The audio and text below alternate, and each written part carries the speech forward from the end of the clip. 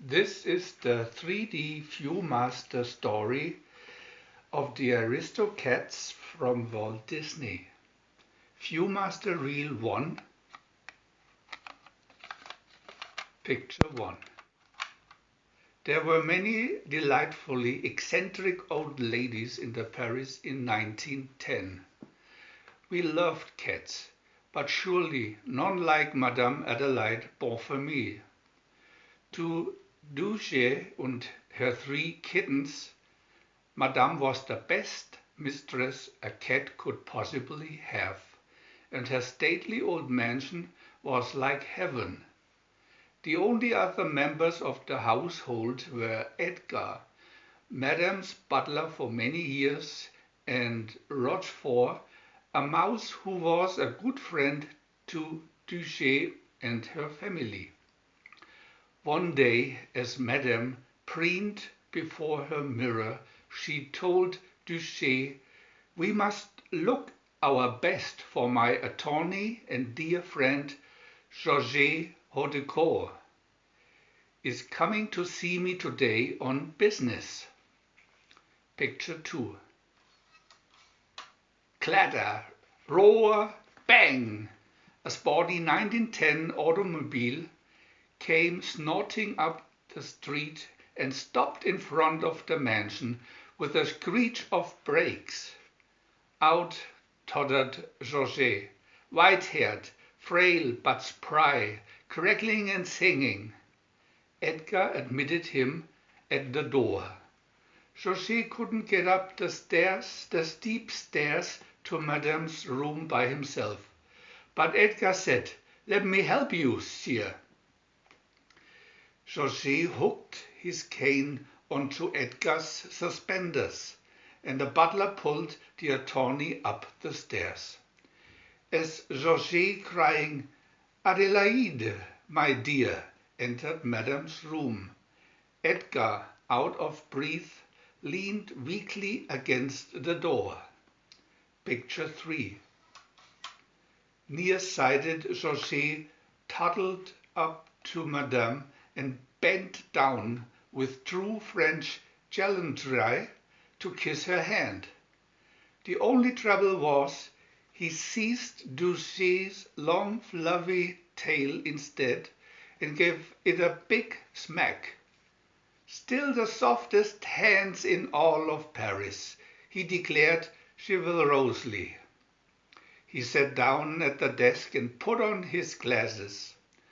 "Now, what is this little matter you called me here to take care of?" "I feel that it is time to make my will," said Madame. "I want my beloved cats always to be well cared for, and no one can do this better than my faithful servant Edgar." Madame and her lawyer didn't realize that they were discussing the will quite close to an old-fashioned speaking tube which connected with Edgar's bedroom. Edgar, who was in his room, pricked up his ears and bent down to listen. Picture 4. "I'm leaving my entire fortune to my cats," continued Madame. "At the end of their lifespan, my entire estate will go to Edgar." Edgar, listening, scowled in anger. "Cats! It's not fair," he growled to himself. "Why? Each cat will probably live 12 years and each cat has 9 lives. I've got to get rid of those cats." Picture 5. In the drawing room, Duchess told her kittens, "It's time for your daily lessons." Toulouse, who had artistic talents, went to the easel to practice his painting. Berlioz at the piano accompanied Mary as she sang a song. Picture 6. Out in the kitchen, sly Edgar hummed to himself as he dropped some sleeping pills into milk, which was heating on the stove. When they had dissolved, He carried the milk into the drawing room. "Ah, good evening, my little ones," he greeted the cats smugly. "Your favorite dish prepared in a very special way. It's crème de la crème à la Edgar." He set it before them with a flourish. Picture 7.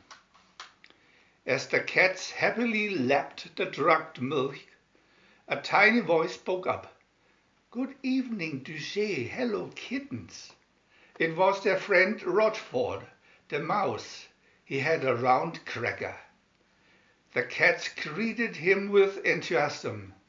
"Won't you join us, Monsieur Rochefort?" invited Duchess. "Don't mind if I do," squeaked Rochefort. He brought his cracker and began dunking it in the milk. As he nibbled away, he began to get drowsy. He tumbled to the floor, fast asleep. Before the cats knew it, they were in trouble too. One by one, they fell asleep on the floor. Few must the real too. Picture 1. Outside, darkness was falling. Edgar sneaked into the room, carrying a basket. He put the sleeping cats into it and stole outside to the carriage house. There he put the basket into the sidecar of a motorcycle, mounted it, and sped away through the dark streets and out into the country. Unknown to Edgar, 2 dogs, Napoleon and Lafayette, lay in wait beside the country road, alert to chase any vehicle that happened along. As Edgar's motorcycle approached a bridge near where the dogs waited, they charged it. Edgar swerved in alarm. Picture 2. Edgar frantically drove the motorcycle under the bridge, upside down and across the stream. Somehow the dogs managed to get into the sidecar. The basket with Duchess and the kittens fell out and landed in a marsh beside the stream. Edgar, seeing that he had 2 unwelcome canine passengers, jumped from the motorcycle in panic. The sidecar came loose and the dogs drove the motorcycle into a tree. Edgar jumped back into the seat and sped back to Paris. Picture 3. Soon Duchess awakened and was bewildered to find herself alone in the marsh at night. Terrified, she called to her kittens. One by one they answered. Mary had tumbled into the reeds beside the stream. Berlioz, cold and frightened by the croaking frogs, snuggled up to his mother for protection. Toulouse, who had remained safe and snug in the basket, yawned and wondered what all the excitement was. "We can't find out where we are until morning," Duchess decided. "Let's all get back into the basket and get a good night's sleep." Picture 4.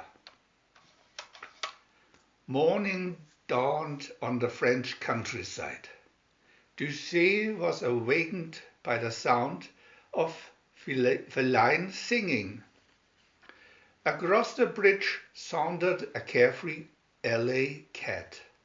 Spying Duchess, he jumped down and introduced himself.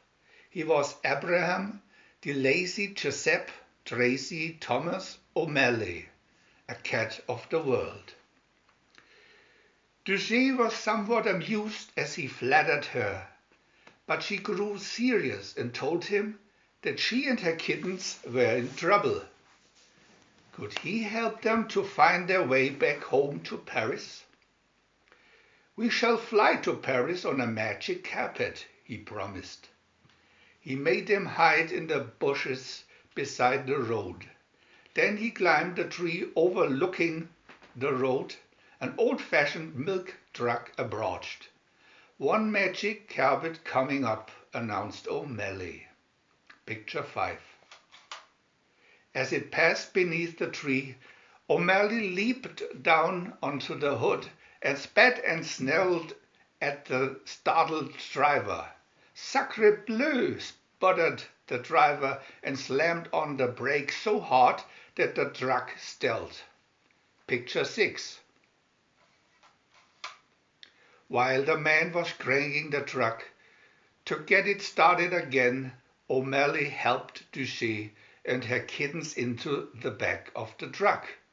As it resumed its journey, O'Malley walked over to the tarpaulin that covered the cans of milk and cream. "Anyone for breakfast?" he asked.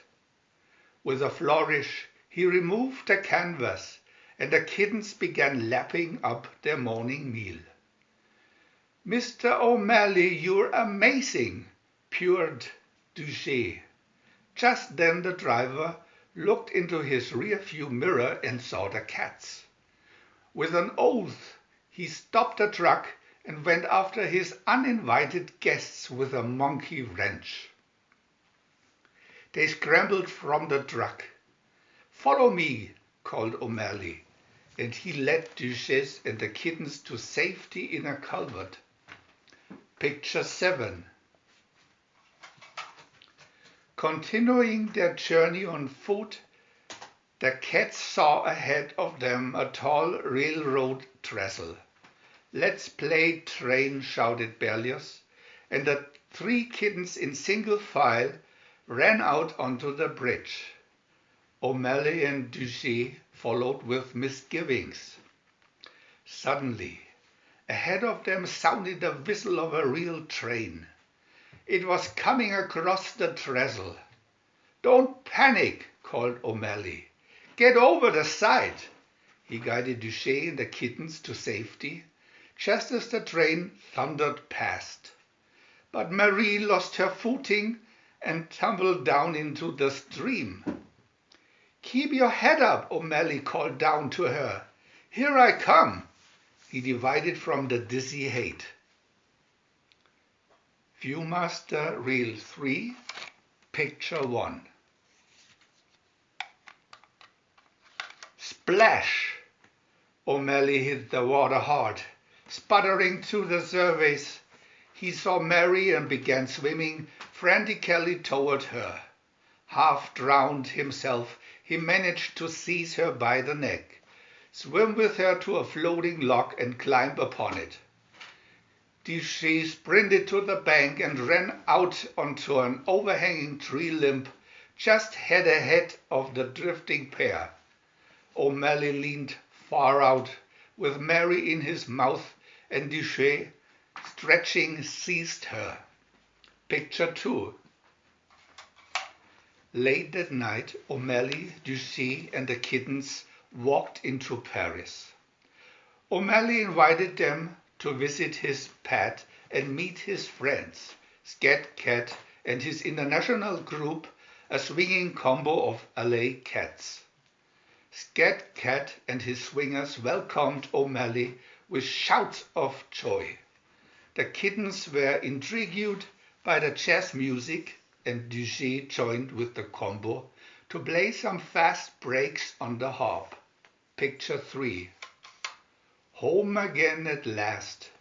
Duchess and the kittens joyfully walked up to the door of the mansion. Duchess said a regretful goodbye to O'Malley, of whom she had become very fond. Edgar opened the door, and although dismayed that the cats had returned, he pretended to be glad to see them. He welcomed them inside.